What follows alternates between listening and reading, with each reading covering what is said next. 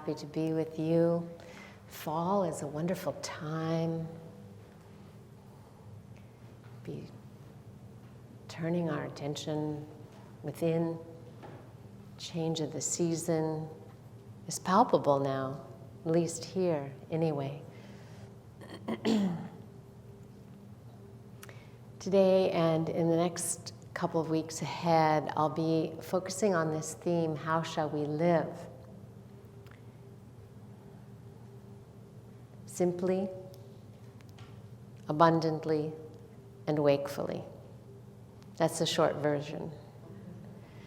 Quote from the sage Lahiri Mahasaya: "The world is an auspicious field for spiritual practice. You can attain self and God realization even while leading a worldly life." I'd like to paraphrase that for today, which is: the world is an auspicious place for spiritual awakening.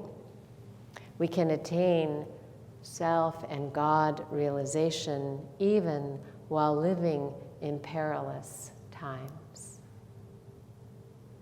So we're going to be diving into that wisdom, looking at it. And as Reverend Sundari mentioned, this fall, next month, October, we celebrate 40 years of dedicated service with CSC. We had our first service in October 1981, and Sunday programs have been continuous ever since. So that, plus a few other things, happened in the last 40 years with CSC. I've been reflecting on commitments of the spiritual life that have made that trajectory of service possible over 40 years, in my own life and in the life of this work. And how those commitments have made it possible to connect to divine grace, to this palpable, auspicious presence that is always lifting us up and supporting us and moving us along. Thus, those three commitments: live simply, love abundantly, and awaken fully. When Paramahansa Yogananda brought Kriya Yoga to the West in 1920, he summarized the way of life that he was teaching and bringing as plain living and high thinking. And that was a motto offered by many yogis at the time and also by Mahatma Gandhi. And it's a motto, I think, that can still inspire us today, especially in our age of complication and distraction. Plain living, simple living. But how? How do we cultivate simple living today? For those who are spiritually oriented and inspired to live with higher purpose, the why of simple living is pretty clear, right? It allows us to focus our time and our energy on what matters most to us. It supports us in having a softer footprint on the earth, which is so important to us. It strengthens our clarity of mind to have a simple life. It helps us to keep our heart open, and it allows us to be available to serve. It helps us be present and purposeful. We're here to fulfill our highest potential. We are lights, divine lights, meant to shine. But when we are burdened by distractions, our light is dimmed. We can feel it when that's happening, and it's not pleasant. Now, so that's the why of simple living, and the how of simple living is not complex either, but I won't say that it's easy. I will confess that I have read several books on how to live simply. And they're often inspiring, but we know that if a book could do it, I'd be done. And there also would not be the proliferation that there is of books on how to simplify your life and programs of how to do it. The other day I saw a headline that said, 100 best minimalism books of all time.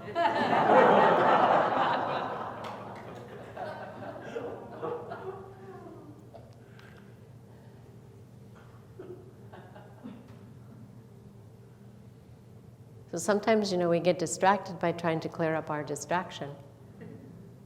Sometimes we try to simplify our life by changing outer conditions. That belief system, if I just change this, if I just have this, if I just do that, then I can focus on spiritual priorities. Then I'll make time to meditate longer and deeper. Then I'll live more simply. But the simple way is actually to start immediately by connecting with the soul, our essence of being. That is the simple, that is the direct route. And we do that by inviting the soul to lead. Just takes a moment, inviting connection with our essence, inviting the soul to come forth, to take dominion, to shine into our mind, to be experienced in our bodies, to be that which we're meeting in our relationships. Invite that. Invite the soul to lead.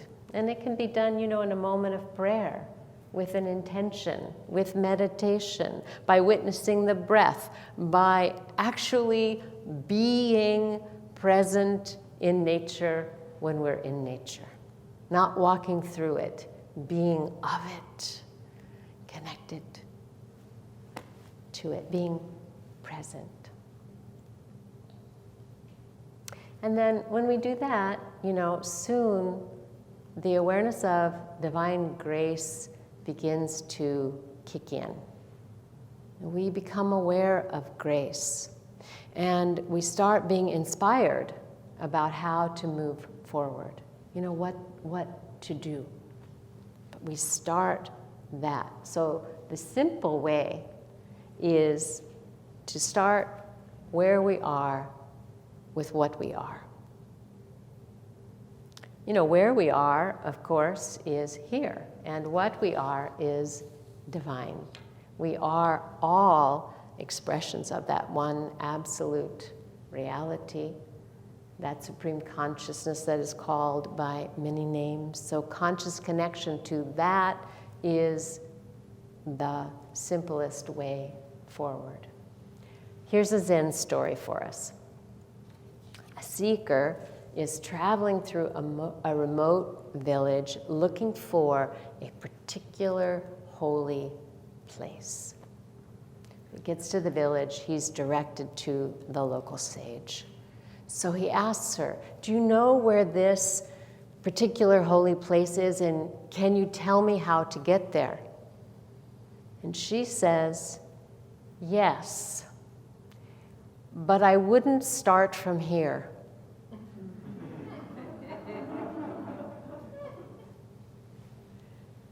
It's a Zen story.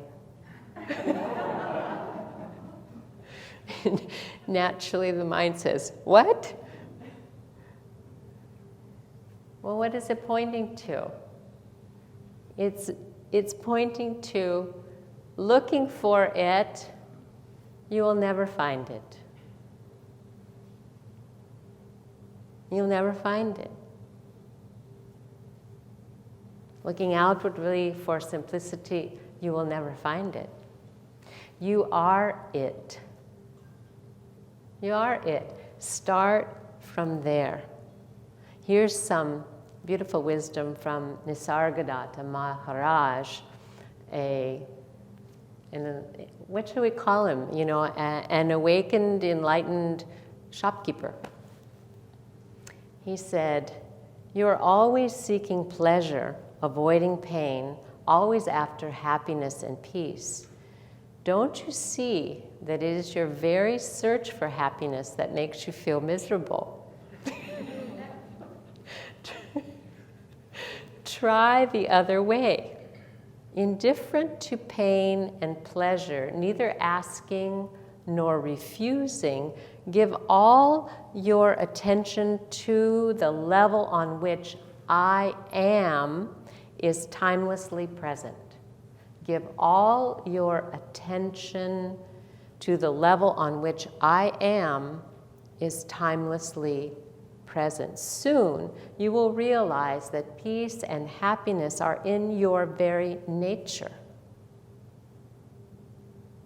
And it is only seeking them that through some particular channels that disturbs you. It's only trying to find them that disturbs you. Avoid the disturbance. That is all.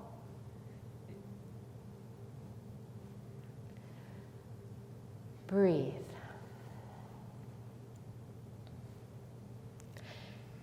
Exactly where you are, exactly, precisely there is the holy place. Exactly where you are, there is the holy place. It is your place, shimmering, luminous, with divine light and grace. Return to it. Tend it. Simple living on the outside arises from fulfilled living on the inside. Yoga, of course, is union, conscious union, awareness of body, mind, spirit, God as one, awareness of oneness, conscious connection. The simple life and the experience of the auspicious nature of life arises from that conscious connection.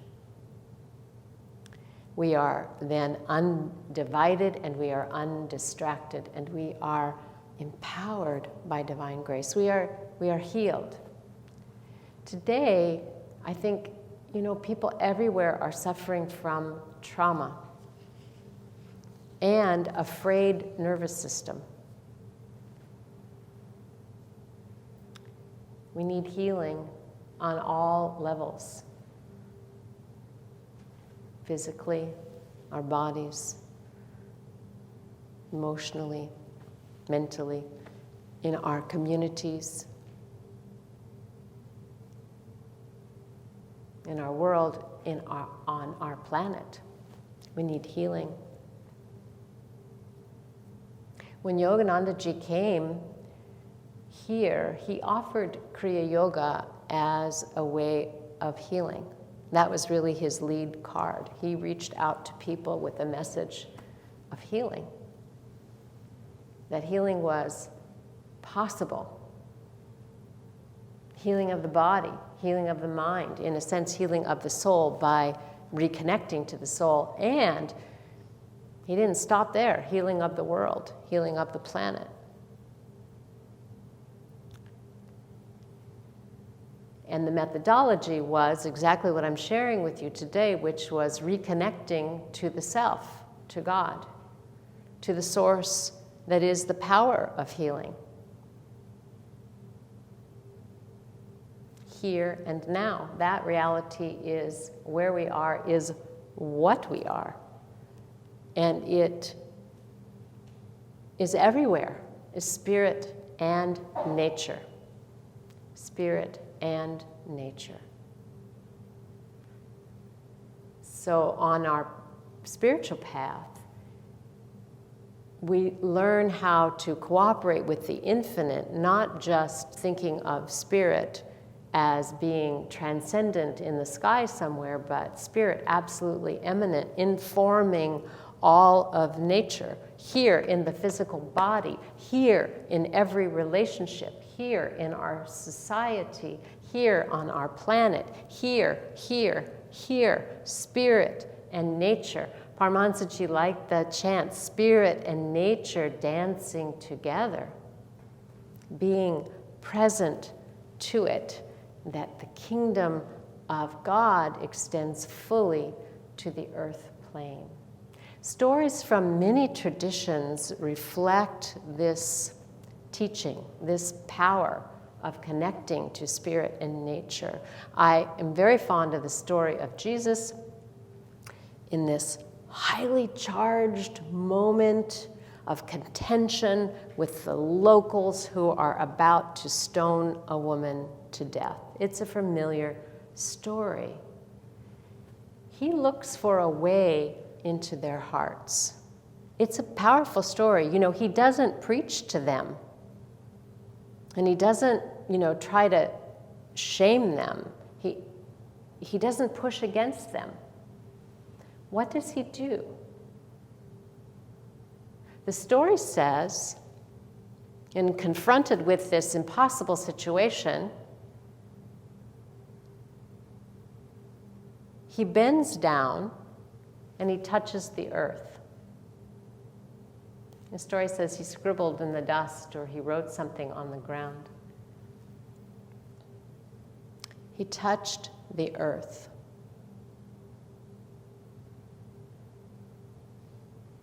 That's the teaching. He became fully present. And when he stood up, it was, okay then. That famous teaching came forth. Whoever among you is without sin, go for it. Cast the first stone. Stopped it. But first, the connection touches the earth. When Gautama sat under the Bodhi tree, the Buddha to be, he was assailed by the forces of Mara. Distraction on steroids. What did he do? Go to fight? Try to figure it out? No, the story says the Buddha touched the earth. I'm going to read a little bit about that from Norman Fisher, Zen teacher, his latest work called When You Greet Me, I Bow. In touching the earth, the Buddha was not only calling on the earth goddess to be his protector. He was saying, the earth is my body. My body expresses earth, is produced and supported by earth, is made exclusively of earth elements. Nothing on earth, no matter how frightening, can threaten this indestructible earth body. Even if it is broken up into 1,000,000 pieces, it remains, going home to its mother who gave birth to it, who embraces it now and will always embrace it. With this gesture of truth, belonging, and ultimate invulnerability born of surrender to and identity with the earth, what we in our tradition would call Divine Mother, Buddha expressed his absolute fearlessness and in so doing defeated Mara. After this, his enlightenment unfolded. Here I am, fully present. And when we become fully present, that power of the soul is unleashed. It's unleashed as fearlessness. It's unleashed as wisdom. It's unleashed as compassion. And the way forward is clear. When we have that direct experience of the self, it changes our point of view about life. This is the critical thing. It changes our point of view about life and allows us to experience life as auspicious. We are, each one of us, an individualized, particularized unit, a viewpoint of the omnipresent supreme consciousness, like rays of light from the sun. Until we wake up, that light tends to be focused outwardly, looking for it. When we wake up, that viewpoint changes, and we don't just experience life happening to us. We experience life happening through us.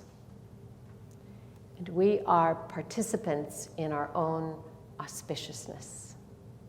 We are part of it all. Life is no longer just happening to us, it's happening through us. And waking up is taking our place in the auspiciousness of life.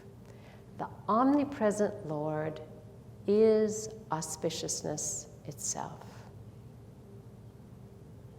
is support itself. Contemplate your life as auspicious, not as a problem to be solved, as auspicious, and open to auspiciousness by committing to it, claiming it, and bringing it forth. This is the soul power for us to actualize now. To live simply is like this. I am here. I am. Live simply. Om.